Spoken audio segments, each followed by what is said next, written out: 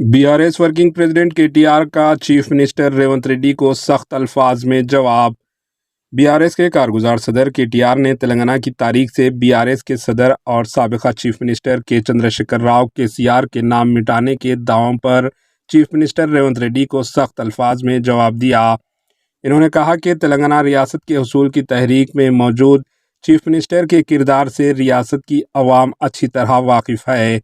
इन्होंने कहा कि जब रेवंत रेड्डी अपने सियासी आकाओं के जूते उठाए हुए थे, तब से केसीआर ने तेलंगाना रियासत की तहरीक में जान डाल दी थी।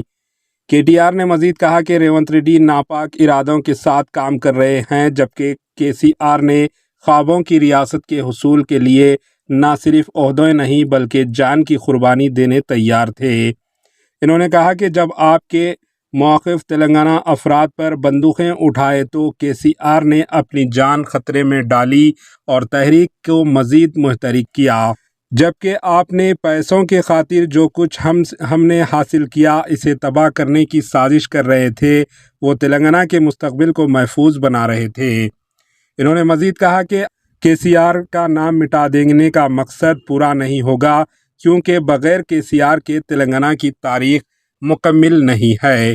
Bureau report, AHA news. AHA news को लाइक करें, शेयर करें और सब्सक्राइब करना ना भूलें।